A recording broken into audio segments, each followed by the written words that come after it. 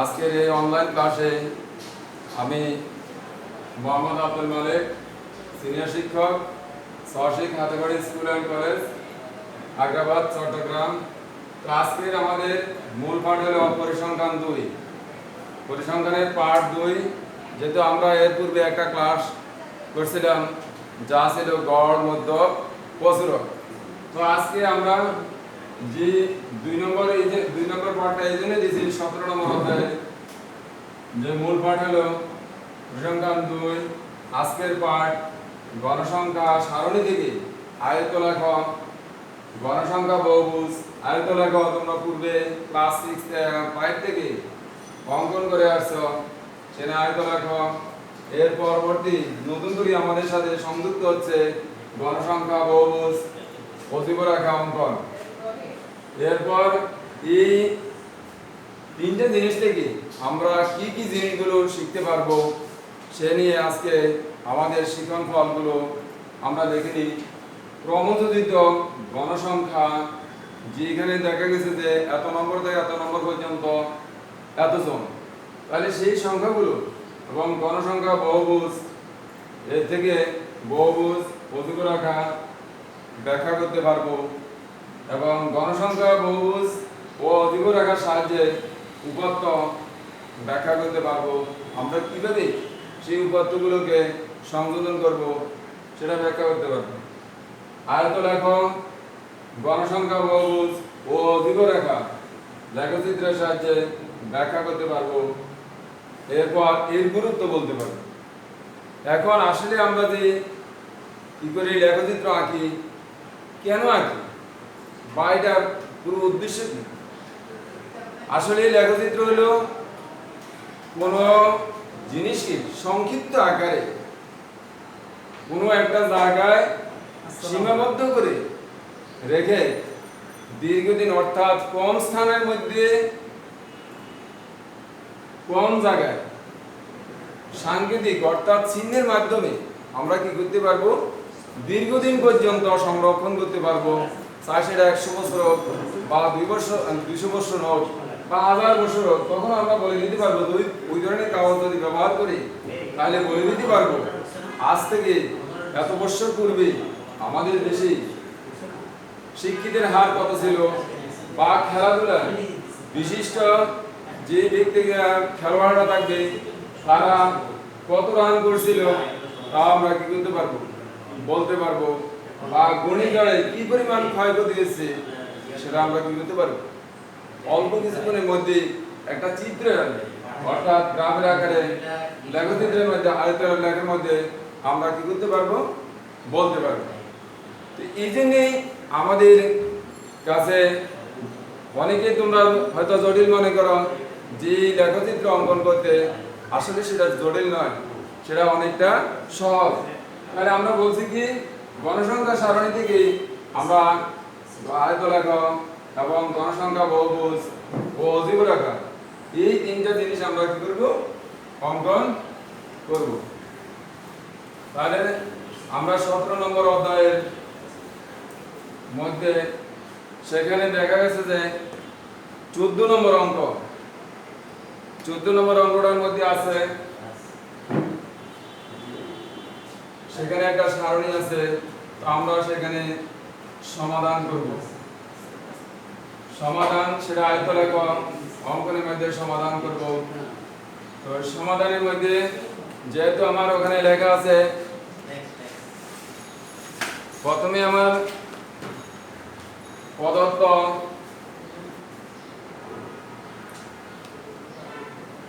সারণীতে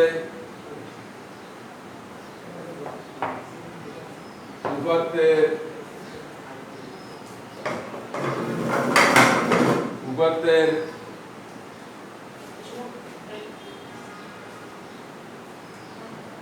শ্রেণী ব্যবধান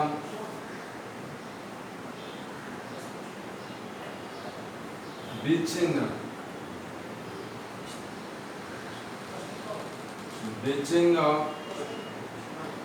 শ্রেণী, অবিচ্ছিন্ন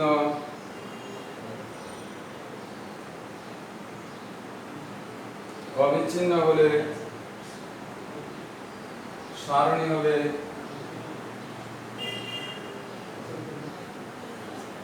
তাহলে এখন আমরা সারণীটা অঙ্কন করে নিব।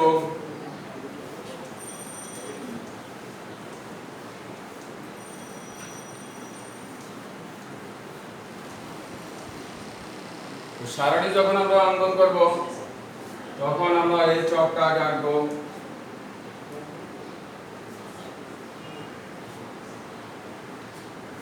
তোমরা সবাই এই চকটা খাতার মধ্যে রেখে দিবা।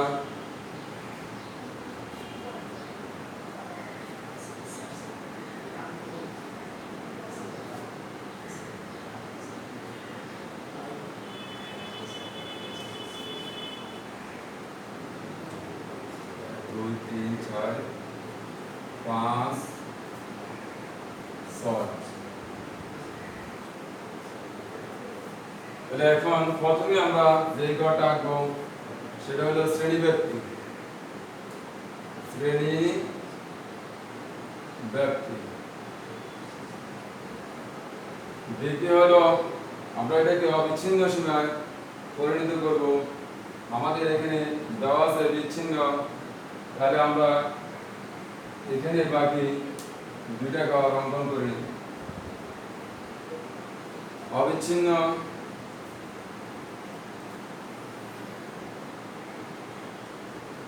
অবিচ্ছিন্ন শ্রেণী সীমা। শ্রেণী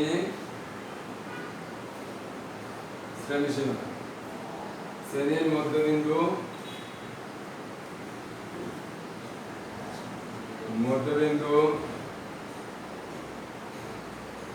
এরপর গণসংখ্যা,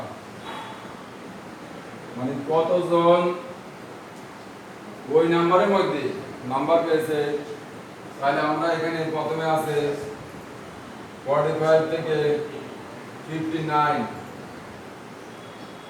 এরপর আছে 50 থেকে 54, এরপর আছে 55 থেকে 59, 60 থেকে 64, 65 থেকে 69 এবং 70 থেকে 74।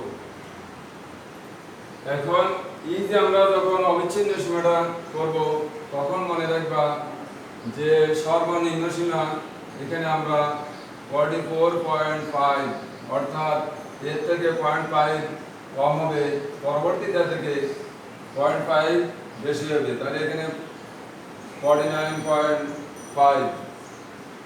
সেম অবস্থানে এখানে 49.5 আর এখানে 54.5, এখানে 54.5 থেকে 59.5, অর্থাৎ নিম্ন সীমা থেকে 0.5 কম এবং ঊর্ধ্ব সীমা থেকে 0.5 বেশি।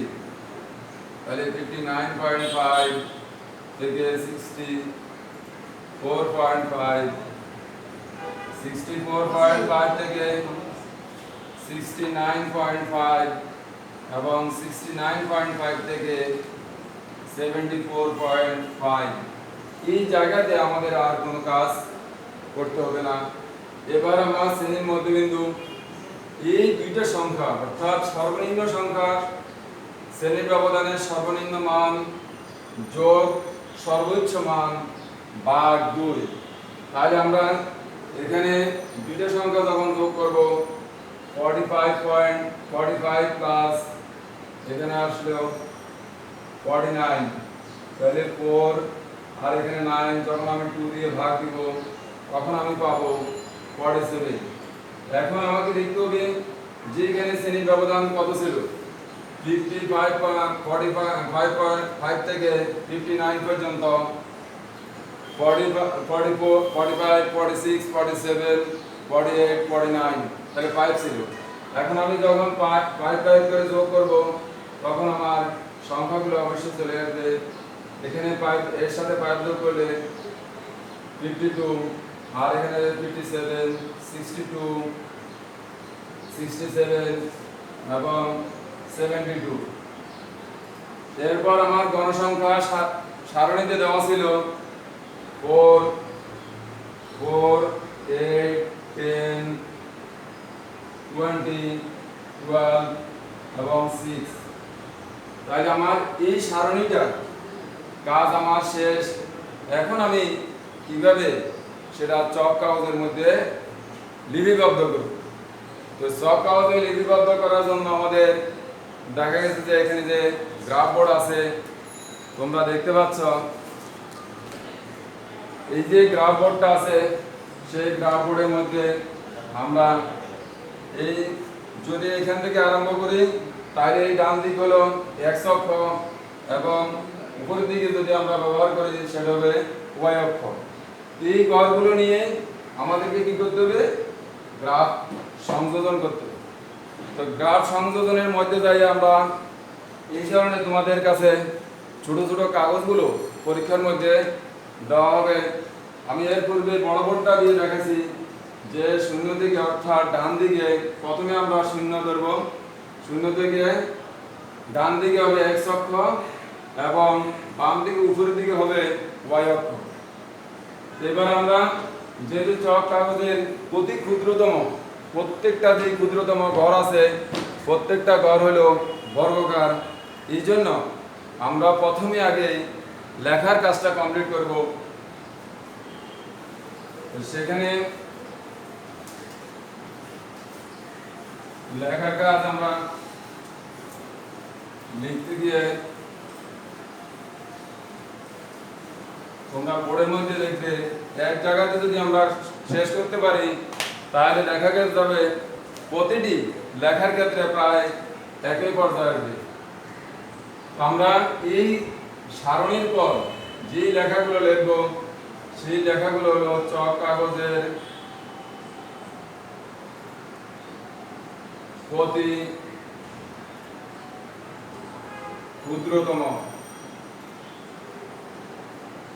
ক্ষুদ্রতম বর্গের বাহুর দৈর্ঘ্যকে 1 একক ধরে 1 একক ধরে x অক্ষ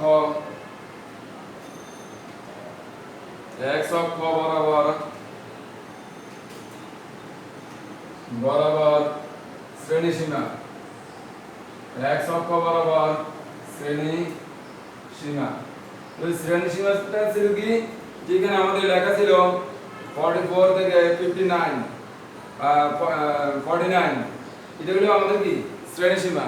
এই জন্য আমরা লিখছি যে x অক্ষ বরাবর শ্রেণীসীমা এবং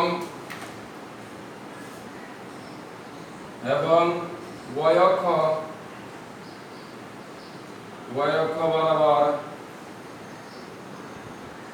বরাবর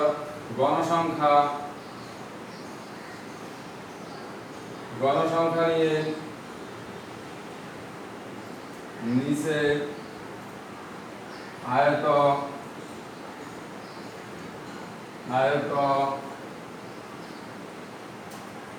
লেখ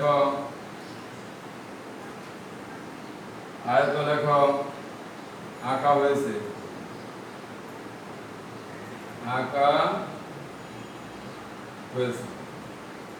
x অক্ষ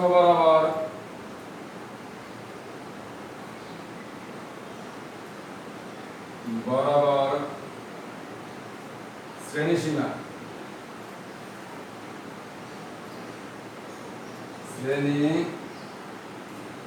সীমা 44.5 থেকে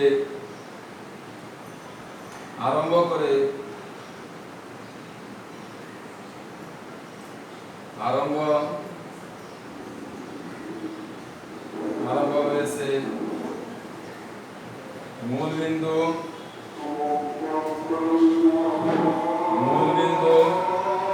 থেকে 44.5 পর্যন্ত পূর্ববর্তী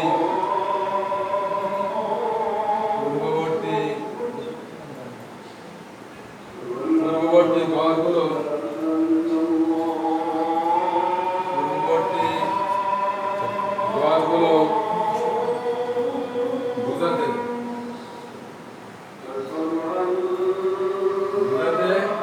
এই যে চিহ্নটা যাকে আমরা সেল চিহ্ন বলি, এই চিহ্ন বা সেল চিহ্ন,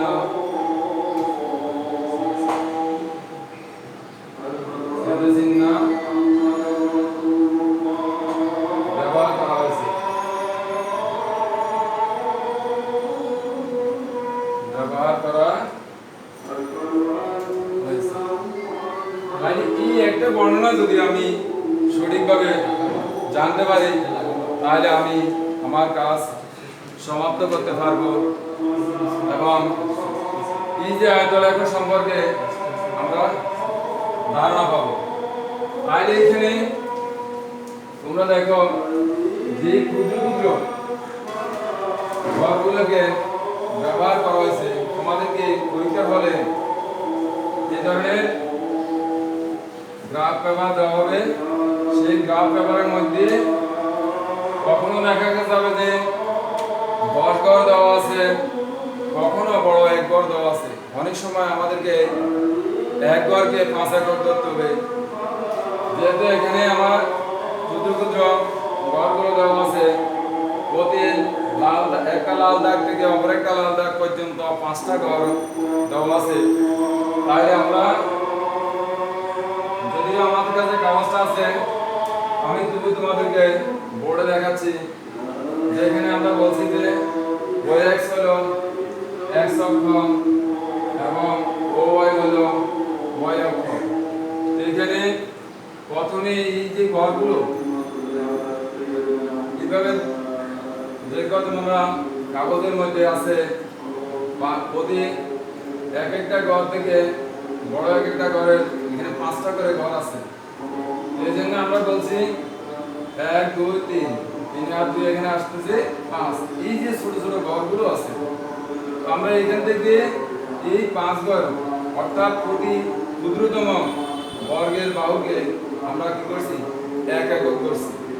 তাহলে এখানে প্রথম যে 0 থেকে 44.5 আর এখানে আমরা দিতেছি যে 49.5।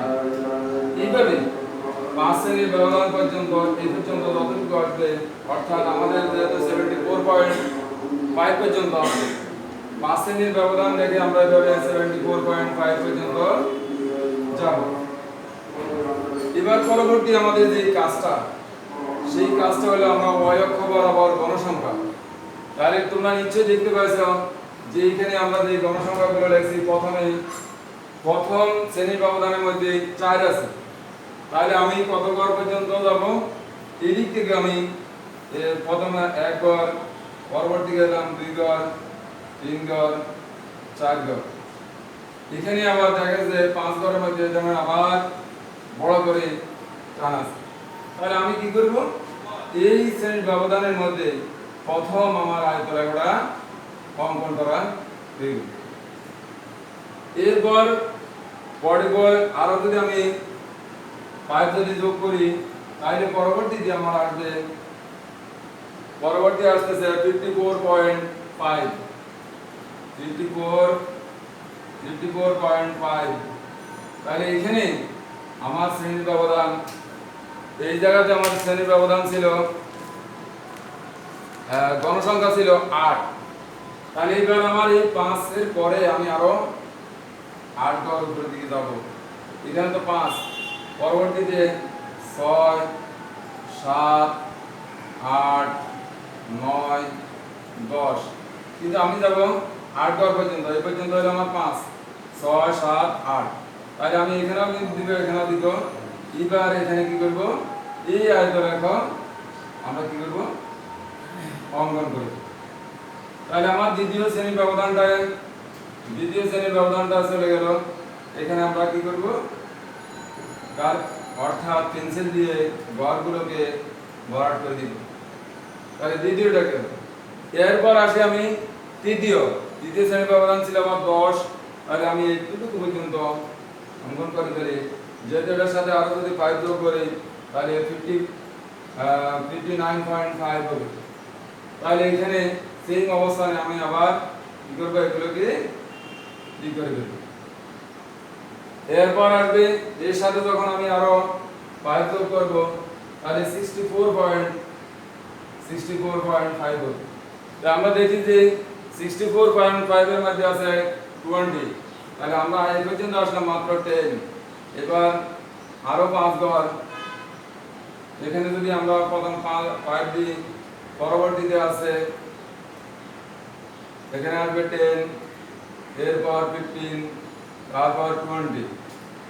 তাহলে এখানে আছে আমাদের দেখা যায় 10 ঘর। তাহলে আমরা 10 এর মধ্যে 10 এর কাজ কমপ্লিট করলাম। তারপর আছে 20, এরপর আরো 10, আরো 10, তাহলে 20। এইটুকু আমরা কি করব, গ্রাফ কাজ শেষ করে দেব।